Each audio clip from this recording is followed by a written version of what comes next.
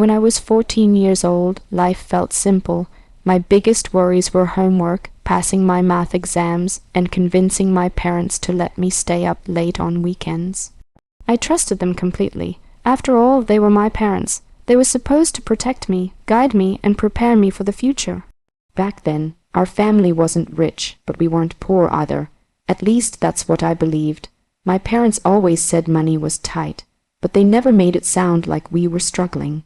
My mom worked long hours at a small office job, and my dad often talked about business opportunities he was planning. He always seemed confident that something big was coming. I believed every word. One evening, my mom called me into the kitchen while I was doing homework. She had a stack of papers in her hand and a warm smile on her face. "Hey, sweetheart," she said casually. "We're setting up something for your future." I looked up confused. "What do you mean?" "It's a college savings account," she explained. "You just need to sign a few papers." At 14, the idea of college felt like something far away in the future. But hearing my parents talk about saving money for me made me feel lucky. Some kids had parents who didn't care about school at all. Mine were planning ahead. I didn't even read the papers. Why would I? I trusted them. My dad pointed to a few lines and said, "Just sign here and here." I scribbled my name without thinking twice. They thanked me, and my mom even hugged me. "Someday you'll thank us for this," she said. At the time, it felt like they were doing something kind. I had no idea those signatures would become the worst mistake of my life. Years passed quickly after that. High school came and went, and I focused on trying to build a future. I got a part-time job, saved a little money, and tried to figure out what I wanted to do with my life. My parents never mentioned those papers again, and honestly, I forgot about them. Everything seemed normal until the letters started coming. The first one arrived when I was 21. It was a plain envelope with a company name I didn't recognize. Inside was a notice about an overdue credit card payment. I assumed it was some kind of mistake. I had never owned a credit card before. I threw the letter away and forgot about it. But then another one came, and another. Soon, my mailbox started filling with strange notices from banks and collection agencies. Some letters warned about late payments, others talked about serious delinquency and immediate action required. My confusion slowly turned into anxiety.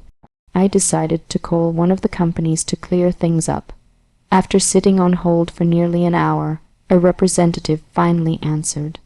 I explained that I thought they had the wrong person.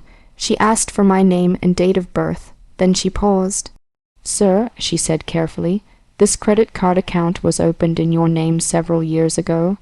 "That's impossible," I replied quickly. "I never opened any credit card." "Well," she continued, "according to our records, the account was opened when you were 14. 14. My stomach twisted into knots. "That can't be right," I said, my voice shaking. But that phone call was only the beginning. Later that night, I decided to check my credit report online for the first time in my life. I expected to see nothing. Instead, what I saw made my blood run cold. There were dozens of accounts listed under my name, credit cards, personal loans, store financing accounts, even a car loan, all opened years ago, and many of them were in collections. My eyes moved to the number at the bottom of the page. Total debt owed, $340,000. My hands started trembling as I scrolled through the report again and again, hoping it was some kind of system error. But everything looked real. Every account used my name, my social security number, and my date of birth. Then I noticed something else. The addresses connected to those accounts, they all pointed to the same place. My parents' house. In that moment, a horrible realization began forming in my mind, but I didn't want to believe it. I kept telling myself there had to be another explanation, because the truth I was starting to see was something no child ever wants to accept. Someone had stolen my identity when I was only 14 years old, and deep down I already knew exactly who it was. That night I barely slept. The glowing numbers on my credit report kept flashing in my mind like a nightmare I couldn't wake up from. $340,000. Every time I closed my eyes, I saw the list of accounts again: credit cards, personal loans, store financing, even a car loan. All of them opened years ago, all of them under my name, and every single one connected to my parents' address. I wanted to believe it was some kind of mistake, maybe identity theft, maybe someone had hacked my information. But deep down, a terrible feeling sat in my chest. I already knew the truth. The next evening, I drove to my parents' house. The same house where I grew up, the same house where I believed my family cared about me, but this time the place felt different. Heavy, unfamiliar, my hands were shaking as I walked up to the front door. When my mom opened it, she smiled like nothing was wrong. "Oh, you didn't tell us you were coming," she said cheerfully. I forced a small smile and stepped inside. My dad was sitting at the kitchen table drinking coffee and scrolling through his phone. Everything looked completely normal. Too normal. I pulled the printed credit report from my bag and placed it on the table. "Can someone explain this to me?" My dad glanced down at the papers for a second. My mom looked over his shoulder. For a brief moment, neither of them said anything. Then my dad leaned back in his chair and sighed. "Not shock, not confusion, just annoyance. What's the problem?" he asked. My heart dropped. "The problem?" I repeated, my voice trembling. "There's $340,000 of debt under my name. Accounts opened when I was 14. My mom crossed her arms and looked at me like I was overreacting. "Oh, that," she said, "that, like it was something small, yeah." My dad added casually, "We used your credit to help the family." I stared at them, trying to process what I had just heard. "You used my credit," I whispered. My father shrugged. "Our credit was ruined at the time. Banks wouldn't approve us anymore, but you had a clean record." "A clean record," I repeated, my voice rising. I was 14 years old. My mom rolled her eyes. "Relax, it's family debt." Those two words felt like a punch to the chest. Family debt. They said it like it was completely normal, like parents opening loans under their child's name was just another household decision. "You committed fraud," I said quietly. My dad's expression hardened immediately. "Watch your mouth." I clenched my fists. "You opened credit cards, loans, even a car loan in my name. Do you have any idea what this does to my life?" My mother waved her hand dismissively. "You're young, you'll recover." "Recover?" I repeated in disbelief. Collectors were already calling me. My credit score was destroyed. I couldn't even qualify to rent a small apartment without being rejected. And they were acting like it was nothing. "I can't even start my life," I said, my voice breaking. "You've ruined my credit before I even had a chance to build it." My dad leaned forward, his tone turning cold. "Listen carefully. Everything we did was for the family. We needed help, and you were part of this family. But you never asked me," I said. "You were a kid," he replied. "You wouldn't have understood." I laughed bitterly. "Oh, I understand now." The room fell silent for a moment. Then I asked the question that had been burning inside me since the moment I saw the report. "Are you going to fix it?" My parents looked at each other, and then my mom actually laughed. "Fix $340,000, she said. My father shook his head slowly. "You're young," he repeated. "Work harder, pay it off over time." For a moment I couldn't breathe. They had stolen my identity, destroyed my credit, buried me under hundreds of thousands of dollars in debt, and their solution was for me to pay for it. That was the moment something inside me cracked. I had spent my entire life believing my parents cared about me. But standing there in that kitchen, I realized something painful to them. I wasn't their child. I was just a financial tool they could use when they ran out of options. And the worst part, they didn't feel guilty at all. After that night, something inside me changed. I drove home in silence, my mind replaying the conversation over and over again. My parents' words echoed in my head like a broken record. "It's family debt. You're young, just work harder." For days I walked around feeling numb. Part of me still hoped there was some way to fix everything without destroying my family. No matter what they had done, they were still my parents. The idea of turning against them felt wrong, so I tried to solve the problem quietly. I started calling the banks one by one. The first call lasted almost 2 hours. I explained everything to the representative. I was a minor when the accounts were opened. I never applied for the credit cards, and the signatures weren't mine. The woman on the phone listened patiently. Then she said something that made my stomach drop. "Sir, the account has your social security number and your signature. Legally, you are responsible for the balance." But I was 14. I protested. "I understand," she said politely, "but you'll need to file a fraud report and provide documentation." That call was only the beginning. Over the next several months, I contacted every lender listed on my credit report. Some of them barely listened. Others transferred me between departments until the call suddenly disconnected. A few told me the same thing again and again. "If the account is under your name, you're responsible." Each conversation left me feeling more frustrated and helpless.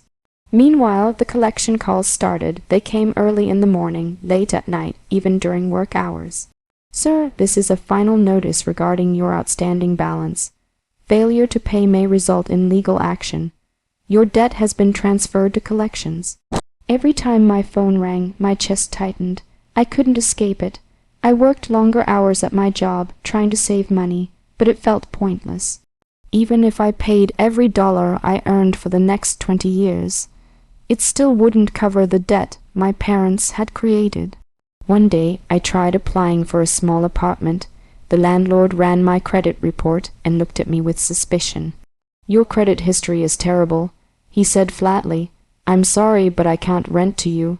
Walking back to my car that evening, I felt completely defeated. I wasn't being punished for my mistakes. I was being punished for someone else's crime. That night, I sat at my kitchen table surrounded by documents. Bank statements, credit reports, loan agreements, papers that told a story I never agreed to be part of. For the first time, I studied them carefully. That's when I started noticing things I hadn't seen before. The signatures didn't match my handwriting. Some applications listed fake income numbers. Others included email addresses I had never used. The more I looked, the more obvious it became. This wasn't just irresponsible behavior. It was identity theft. And not just one account, dozens of them. Then I found something even worse. One of the loan applications had a date from when I was still in middle school. I was sitting in a classroom worrying about math homework while someone, my own parents, was opening loans in my name. My hands started shaking. For years I had tried to protect them. I never reported them. I never threatened them. I kept hoping they would eventually admit what they did and help fix it. But they never did. Instead, they left me alone to deal with the consequences. That was the moment I realized something important. If I kept protecting them, my life would never move forward. They had already stolen 9 years of my future. I couldn't let them steal the rest. My eyes moved to my phone sitting on the table. For a long time, I just stared at it. Reporting your own parents isn't something anyone wants to do. The thought alone made my stomach twist with guilt, but another thought pushed its way into my mind.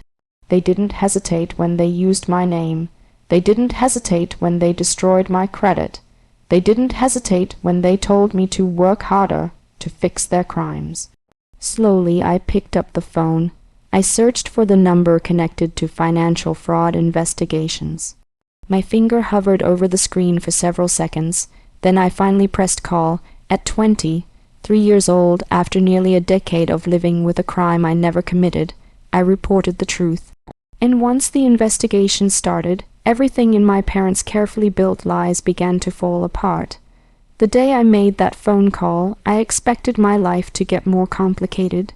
What I didn't expect was how long the process would take. After reporting the fraud, I was contacted by investigators who specialized in financial crimes. At first, I was nervous speaking with them. I had never been involved in anything related to law enforcement before, and the thought of explaining everything about my own parents made my chest feel tight. But the agents were calm and professional. They didn't judge me, they simply asked for the truth. Over the next several weeks, I gathered every piece of evidence I had. I printed my credit reports, collected the loan documents, saved emails from creditors, and wrote down everything I could remember about the papers my parents had asked me to sign when I was 14. One investigator carefully reviewed everything. The pattern here is very clear, he told me during one call. This looks like long-term identity theft. Hearing someone say it out loud felt strangely validating. For years, I had questioned myself, wondering if maybe I was overreacting or misunderstanding something. But the truth was undeniable. My parents had committed fraud. The investigation moved slowly but steadily. Agents contacted banks, credit card companies, and loan providers connected to the accounts. They traced application records and verified signatures. As the weeks passed, something shocking began to surface. The $340,000 in debt under my name wasn't the only fraud. Investigators discovered that similar accounts had been opened using the identities of other relatives. In some cases, small loans had been taken using the names of cousins and extended family members. My parents hadn't just crossed a line once. They had been running a pattern of financial deception for years. When the investigator told me this, I felt a mix of anger and sadness. Anger because they had ruined so many lives. Sadness because the people who were supposed to protect me had chosen greed over family. Then one morning, about 5 months after my first report, I received a call from one of the agents. His voice was calm, but there was a hint of finality in his tone. "We've completed the investigation," he said. My heart started beating faster. "What happens now?" I asked. "There will be legal consequences for the individuals responsible," he replied. "And we are notifying the financial institutions that the accounts were opened fraudulently." For a moment, I couldn't speak. 9 years of stress, fear, and frustration suddenly felt like they were lifting off my shoulders. Within a few weeks, the banks began correcting the records. Fraudulent accounts were removed from my credit history one by one. Collection agencies stopped calling. Letters that once threatened legal action were replaced with confirmation notices that the debts had been cleared. For the first time in years, I checked my credit report without feeling sick to my stomach. The $340,000 debt was gone. But the most shocking moment came from something my younger sister told me. One evening she called me, her voice filled with disbelief. "You're not going to believe what happened today," she said. "What?" I asked. She hesitated for a moment before answering. 2 black SUV pulled into Mom and Dad's driveway this morning. I knew immediately what she meant. Investigators had arrived at the house. According to my sister, several agents walked up to the door and began speaking with my parents. Not long after, they started carrying boxes of documents out of the house, financial records, loan papers, bank statements, all the evidence of the lies that had been hidden for years. Hearing that story gave me a strange feeling. It wasn't joy. It wasn't even revenge in the way I once imagined. It was something quieter, relief. For almost a decade, I had lived under the weight of a crime I didn't commit. I had been blamed for debt that never belonged to me. My future had been blocked before it even began, but now the truth had finally come out. My parents had chosen their path, and for the first time in my life I chose mine. My credit was repaired, my name was cleared, and the future they tried to steal from me was finally mine to rebuild.